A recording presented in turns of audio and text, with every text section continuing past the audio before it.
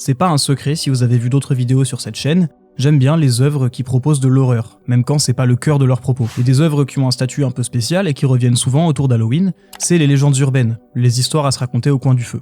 Ce qui est marrant avec elles, c'est qu'elles sont plus ou moins universelles. C'est anonyme, c'est souvent impossible de savoir d'où ça vient, et même quand il y a des variantes, ça repose toujours sur la même base. C'est un phénomène de cours de récré où tout le monde fait et raconte la même chose, alors que tout le monde a oublié l'origine. Et puis au fond, la question des auteurs des légendes, c'est pas quelque chose de très important. Ces histoires, c'est des mèmes au sens propre du terme, c'est-à-dire des éléments culturels reconnaissables qui se reproduisent et se transmettent par imitation. C'est comme ça que ça se diffuse, que ça se transforme, que ça perdure et que ça se fixe. En fait, c'est une des formes de narration les plus vivantes parce que tout le monde peut en modifier un petit élément, en oublier une partie ou même changer un détail crucial si on veut. C'est tellement vivant que tout le monde peut s'inclure dans ces histoires. Et d'ailleurs, les gens le font souvent indirectement, en expliquant que c'est arrivé au cousin du voisin de mon frère, ou que si je te jure, c'est mon oncle qui travaille chez Nintendo qui m'a dit ça. Et c'est aussi ça qui rend les légendes urbaines parfois un peu flippantes. C'est tellement universel qu'on finit par se dire qu'il n'y a pas de fumée sans feu. Si tout le monde raconte la même chose, il doit bien y avoir un peu de réel derrière tout ça. Les légendes urbaines, ça fait quelques temps que j'ai pas l'impression d'en avoir entendu des nouvelles, donc je commence à croire que c'est un peu dépassé. Peut-être que c'est parce que l'horreur sur internet a dépassé ces formes de narration-là, par exemple avec les creepypastas dans les années 2010, ou aujourd'hui avec des ARG ou des vidéos qui peuvent se passer complètement du bouche à oreille IRL. Mais en même temps, je me souviens qu'étant petit, on m'avait raconté beaucoup de creepypastas sans m'expliquer d'où elles venaient, donc quasiment comme des légendes urbaines. C'était le cas pour Suicide Mouse, Slenderman et Red Mist, mais sûrement pour quelques autres que j'ai oubliés aussi. J'ai découvert seulement après qu'on me les ait racontés que c'était des histoires qui circulaient sur internet à la base. Mais aujourd'hui, j'aimerais me concentrer sur des histoires qui se racontaient pas nécessairement sur internet. Le genre qui circulait plutôt à l'oral, entre amis, qui se racontaient dans les cours de récréation, en colonie de vacances ou en soirée pyjama. Et évidemment, je vais essayer de parler des plus répandues, celles que vous connaîtrez sûrement et qui vous ont peut-être effrayé quand vous étiez plus jeune.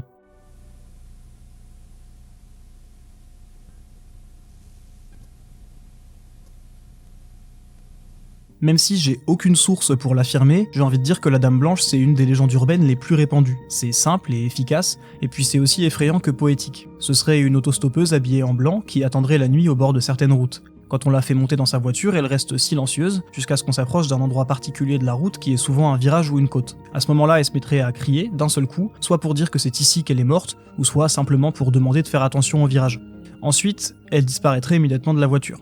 Pour commencer, il y a une distinction à faire parce que le terme Dame Blanche, c'est un abus de langage. Une dame blanche, c'est un nom générique qui est utilisé depuis des siècles et qui désigne n'importe quel fantôme de femme vêtue de blanc. D'ailleurs, les dames vertes existent aussi. Cette légende qu'on appelle la Dame Blanche, en fait, elle est plutôt catégorisée sous le nom d'autostoppeuse fantôme. Comme tous les mythes du genre, c'est impossible d'en connaître l'origine, mais les premières traces connues de cette légende datent des années 1930, à Chicago, où on parlait d'une certaine Resurrection Mary. Ce serait une jeune femme en robe de soirée qui fait de l'autostop près d'une salle de bal, et qui, à mi-chemin, demande finalement à ce qu'on la dépose devant un cimetière précis, le cimetière de la Résurrection. Elle sortirait tranquillement de la voiture ensuite pour y disparaître. Et en fait, les mythologues qui ont étudié cette légende parlent carrément d'origine biblique, avec l'apôtre Philippe, qui est pris en chemin sur le char d'un fonctionnaire éthiopien, qui convertit ce fonctionnaire, puis qui disparaît aussitôt parce qu'il est rappelé par Dieu.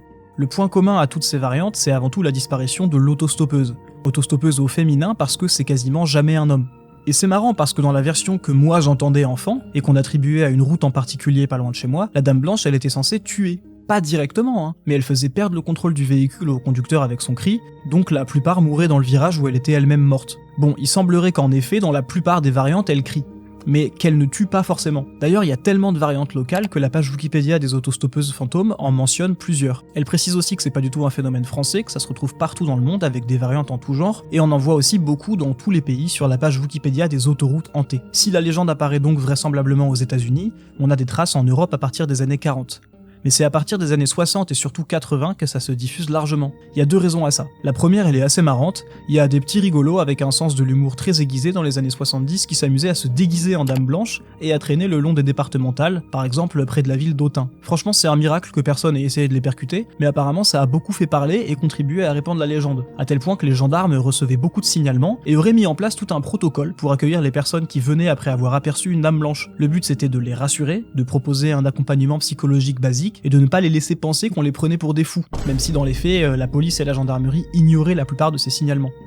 La deuxième raison à cette diffusion soudaine du mythe, c'est une affaire ultra médiatisée, celle de la Dame Blanche de Palavas-les-Flots. Quand je dis qu'elle était ultra médiatisée, sachez que les extraits que je vous montre sont carrément issus d'une reconstitution qui a été faite par la chaîne télé Antenne 2, pour laquelle ils avaient invité 2 des témoins. En fait, en mai 1981, il y a 4 jeunes originaires de Montpellier, âgés d'entre 17 et 25 ans, qui rentrent d'une soirée qu'ils viennent de passer à Palavas-les-Flots. Ils croisent une autostoppeuse d'une cinquantaine d'années au niveau du pont des 4 canaux, ils la font monter, et cette femme ne prononce pas un seul mot de tout le trajet. Enfin, vous le voyez venir jusqu'à un certain virage qui a l'air de la faire paniquer, puisqu'elle crie attention au virage à 2 reprises avant de disparaître, et elle laisse les passagers de la voiture en état de choc.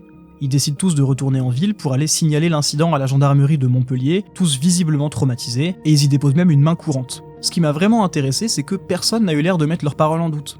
Ni les gendarmes, ni les médias. Mais on me disait que ces 4 jeunes paraissaient très effrayés et qu'ils paraissaient très normaux.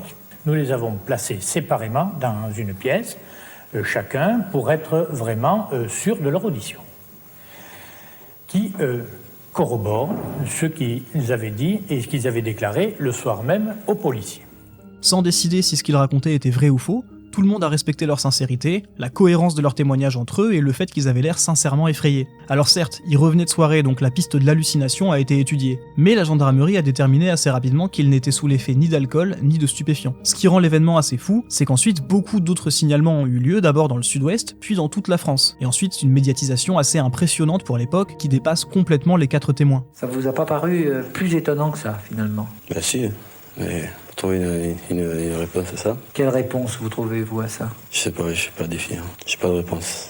Il y a aussi un certain Vincent Melgosso, un parapsychologue, envoyé par l'université du Mirail et autoproclamé spécialiste du paranormal, qui a obtenu des entretiens avec 2 des témoins. Les témoins ont refusé certains tests et ont laissé Vincent Melgosso un peu sceptique. La première conclusion, c'est que nous restons quand même très sceptiques quant à cette affaire que nous avons étudiée. D'autant qu'en l'occurrence, en ce qui concerne les témoignages, il y a quand même une certaine marge de flou, il y a certaines contradictions, il y a certains petits détails qui, pris séparément, pris un par un, ne sont pas suffisamment déterminants.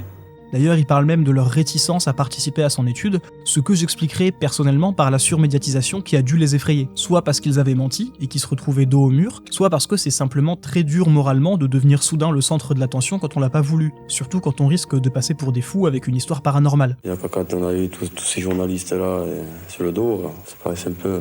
voilà.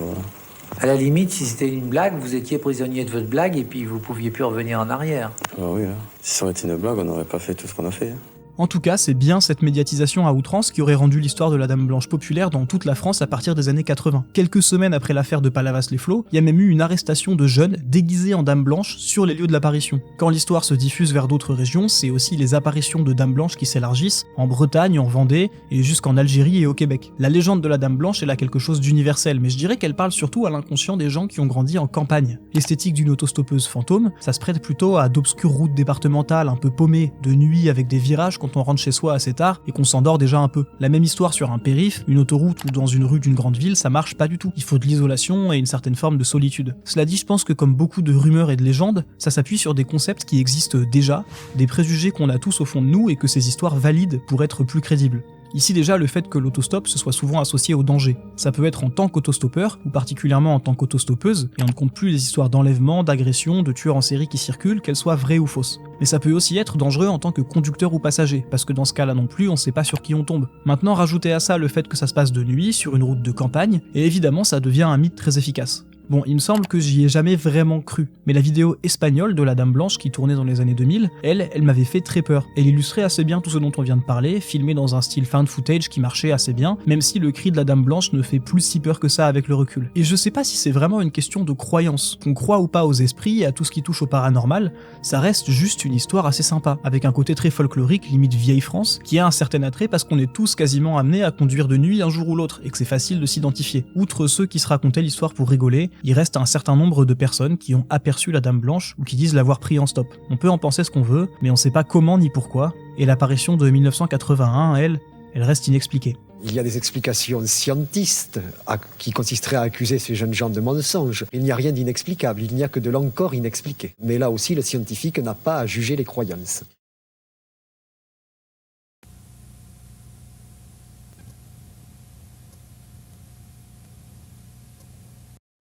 Vous vous souvenez forcément des clowns tueurs, même si c'est un souvenir qui est souvent un peu enfoui. Pour faire simple, tout le monde apercevait ou se faisait menacer, voire agresser par des gens déguisés en clowns, parfois armés, qui rôdaient la nuit.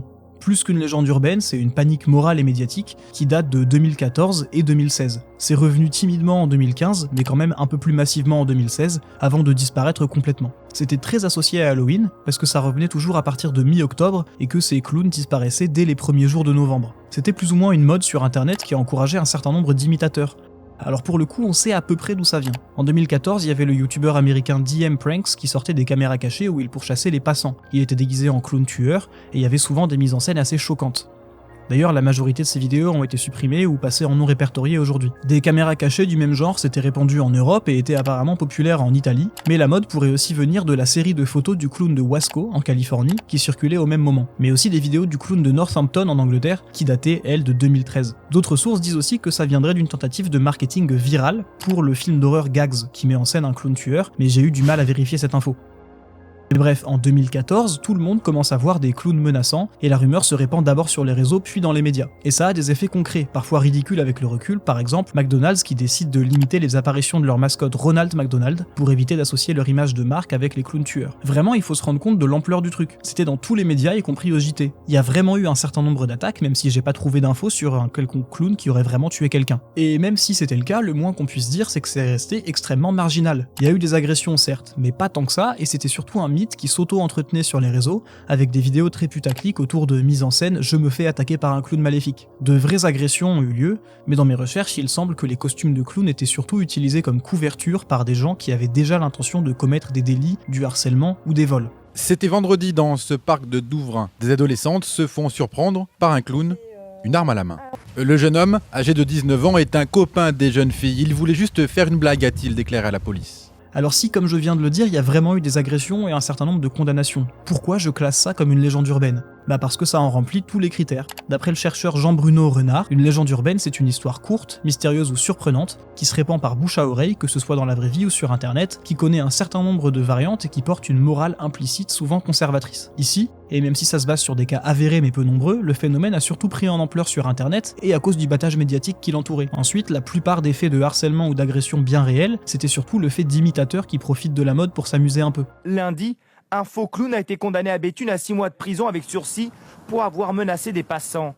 Des groupes anti-clowns se sont donc constitués tout aussi inquiétants. En quelques jours, ce sont 12 interpellations qui ont été recensées. C'est pour ça que je dirais que c'est un moment à mi-chemin entre la légende urbaine et la panique morale, c'est-à-dire une réaction collective et disproportionnée à des pratiques qui restent minoritaires, mais jugées dangereuses et immorales. En tout cas en France, les clowns tueurs émergent d'abord dans le Nord, puis en Alsace, avant de se répandre dans tout le pays. Sur Facebook, qui est encore à l'époque le réseau social numéro 1, les vidéos et les témoignages pullulent, et certains groupes s'organisent même en milices de chasseurs de clowns. Par exemple à Béthune ou à Strasbourg, des groupes du genre se sont fait arrêter parce qu'ils se baladaient avec des armes. Ça inquiète évidemment la police qui commence à mener des actions de prévention, parfois un peu ridicules elles aussi, qui ciblent aussi bien les clowns tueurs que les chasseurs de clowns. Le plus triste dans tout ça, c'est un colloque international de vrais clowns professionnels organisé à Barcelone. L'objectif, c'est de discuter de comment ces artistes pourraient faire pour dissocier leur image de cette panique morale. C'est bête, mais ça rappelle que clown, c'est vraiment un métier, exercé par des vrais gens qui en vivent, et que dans cette affaire, il y avait des emplois en jeu. When the clown crisis hit, we all decided we changed the name to Family and Variety Entertainers because we could do the things that we've always done, but not with all the makeup on. It really killed our industry for a while. Le pire, c'est que peu de pays ont été épargnés. On l'a dit, ça vient des USA où certaines villes ont carrément interdit les déguisements de clowns le jour d'Halloween, mais ça a fini par toucher plus ou moins tout l'Occident. En tout cas, j'ai vu des récits d'agression dans tous les pays d'Europe, de la Scandinavie à l'Allemagne en passant par le Royaume-Uni. Cette panique, elle a été l'occasion pour pas mal d'universitaires et de chercheurs de proposer leur explication à pourquoi la terreur s'était fixée sur la figure du clown, dont énormément de millennials et de zoomers ont peur alors qu'ils sont censés être des bouffons rigolos. Et en fait, le clown a un grand potentiel horrifique pour pas mal de raisons. Leur maquillage, qui exagère et caricature des traits humains, peut faire peur parce que ça joue sur le concept d'uncanny valley, ou vallée de l'étrange en français, c'est-à-dire le sentiment perturbant qu'on ressent en voyant quelque chose qui a l'air humain, mais juste pas assez pour qu'on le reconnaisse comme tel. Plus largement, ça reste un déguisement qui donne l'impression qu'on sait pas à qui on a affaire et qu'on fait face à une fonction désincarnée plutôt qu'à une personne.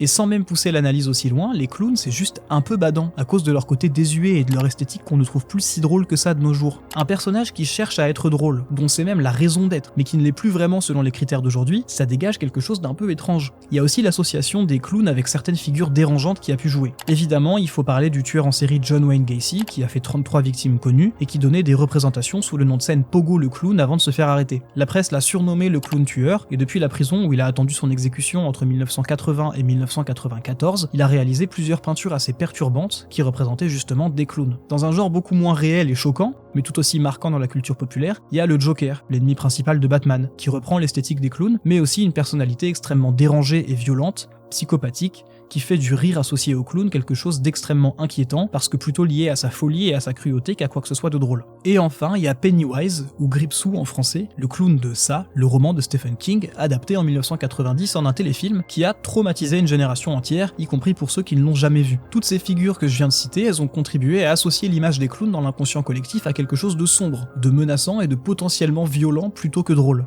Il y a même un vrai effet générationnel qu'on observe dans les cas de coulrophobie, c'est-à-dire la phobie des clowns, parce que ça concerne quasiment que des millennials et des zoomers, et pas du tout les générations précédentes. Et ça montre bien que le problème c'est pas les clowns en soi, c'est plutôt le fait que leur image ait été progressivement corrompue à mesure qu'ils devenaient moins pertinents. Et c'est même un mécanisme d'horreur très actuel, celui de détourner quelque chose d'enfantin pour en faire quelque chose d'effrayant, justement parce que c'est une version distordue et maléfique d'un souvenir qui était réconfortant. C'est la base de beaucoup d'ARG et d'histoires d'horreur sur internet, et même de tout un genre, le mascot horror. Je pense à Five Nights at Freddy's, encore, qui corrompt les animatronics, cette espèce de marionnette mécanique qui était très populaire auprès des enfants américains dans les années 80. Mais aussi plus largement, tous ces jeux vidéo d'horreur qui ont tenté de jouer sur une esthétique de peluche, de jeux éducatifs et j'en passe. C'est pour toutes ces raisons, et sûrement beaucoup d'autres qu'on a peur des clowns, et que de 2014 à 2016, cette peur est venue s'incarner dans le monde réel, avec un effet de mode qu'on a tous complètement oublié aujourd'hui, mais qui avait terrifié beaucoup de monde.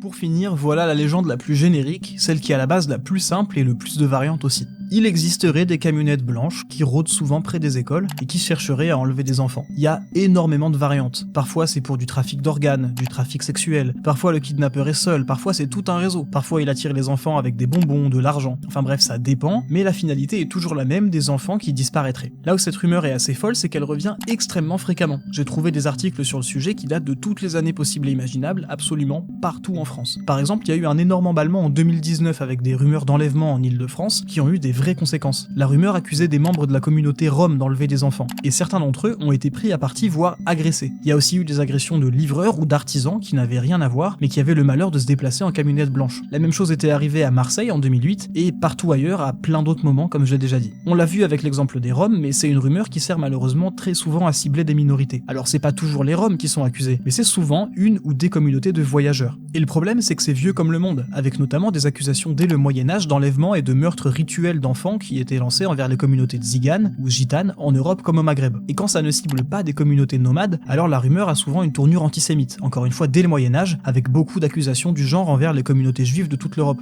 On peut même dire que cette variante a perduré sous d'autres formes avec l'exemple de la rumeur d'Orléans. La rumeur d'Orléans, elle a été étudiée par le sociologue Edgar Morin, qui s'est penché sur ces rumeurs d'enlèvement de jeunes femmes qui avaient lieu dans la ville d'Orléans en 1969. Ces femmes, elles seraient supposément droguées en essayant des chaussures avec des seringues cachées dans les talons. Ensuite, elles seraient vendues à un réseau de trafic humain qui, je ne rigole pas, est censé passer par des sous-marins qui naviguent dans la Loire. Sauf que tous les magasins de vêtements qui étaient accusés appartenaient à des propriétaires juifs. Une petite cabine, suspect, comme ça, je travaillais chez les juifs, je sais comment ça se passe.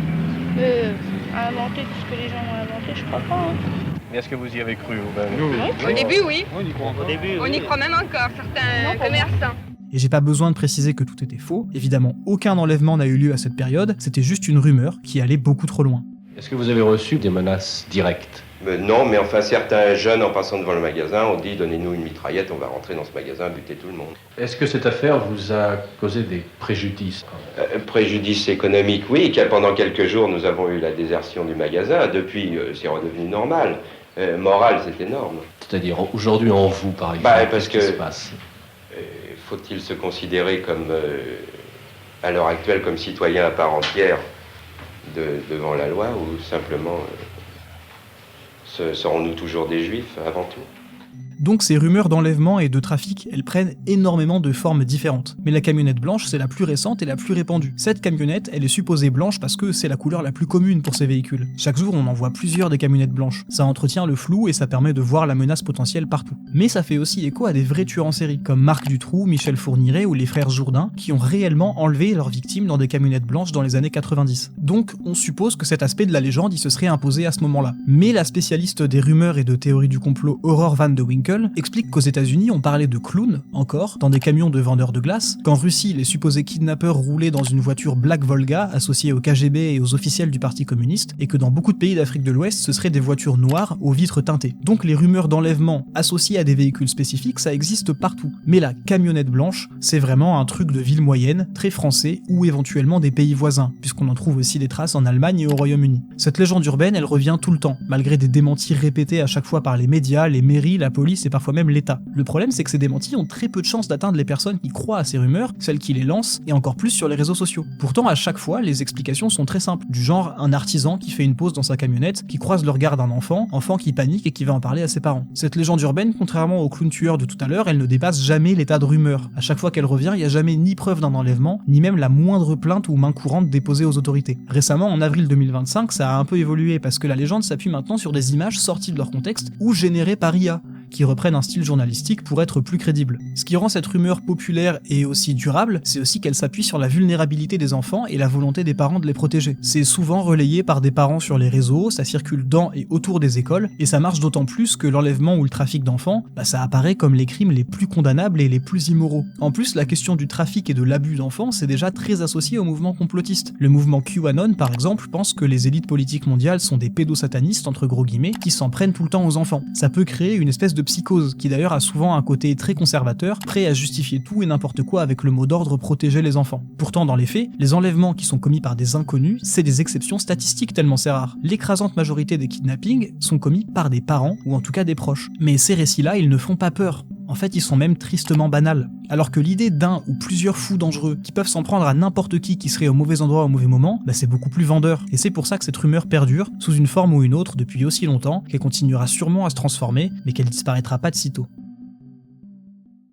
Il y a énormément d'autres légendes urbaines dont j'aurais aimé vous parler, mais je veux pas non plus que cette vidéo dure des heures. J'en ferai peut-être une deuxième partie si ça vous a plu, mais je pense qu'il y a une espèce de morale à tirer des 3 légendes dont j'ai parlé aujourd'hui. Déjà, ça prend des formes extrêmement différentes. Le paranormal, l'effet de mode ou le complotisme, tout ça relève plus ou moins de la légende urbaine, même si c'est de façon différente à chaque fois. Ensuite, en faisant mes recherches, je suis tombé sur tellement de spécialistes et d'analystes de ces sujets que je pense qu'on a tendance à les voir de façon trop superficielle. En fait, c'est des récits qui ont beaucoup de sens et qui créent du sens pour les gens qui les partagent, qu'ils y croient ou non. Ils veulent dire quelque chose de l'époque où ils émergent, et leur longévité ou non peut nous donner une idée d'à quel point ils reflètent des réalités ou des croyances. Nous non plus, on n'est pas là pour juger les croyances des gens, mais c'est bien de reconnaître que certaines de ces légendes sont prouvables ou au contraire débunkables. Ça vaut le coup de s'y pencher parce que certaines ont quand même une portée historique ou politique qui leur donne des conséquences réelles sur la vie des gens, ou les font carrément passer de simples mythes à fake news dangereuses. En tout cas, comme toutes les histoires d'horreur, l'important c'est pas si on y croit ou pas, c'est de rentrer dans le récit et de se laisser avoir peur parce que c'est une forme de divertissement avant tout. J'ai beaucoup de tendresse pour ces légendes urbaines, même si vous l'aurez compris, j'y crois quasiment jamais. D'ailleurs, dites-moi dans les commentaires si vous y avez cru, ou si vous croyez encore à des légendes urbaines et laquelle est votre préférée. Mais ce qui les rend efficaces, c'est quand même leur aura de mystère. Comme pour la Dame Blanche, c'est celle auquel on ne trouve pas de réponse qui marche le mieux. C'est aussi les plus neutres, les plus universelles, les plus poétiques et les plus paranormales. Et pour ma part, c'est celle que je préfère. En tout cas, si jamais vous en racontez ou que vous en entendez, n'oubliez pas que ce genre de narration c'est fondamental, parce que c'est sûrement une des premières formes de littérature orale de l'histoire de l'humanité. Mais gardez en tête que ces histoires, elles ne sortent pas de nulle part. Qu'on parle de banalités exagérées grossièrement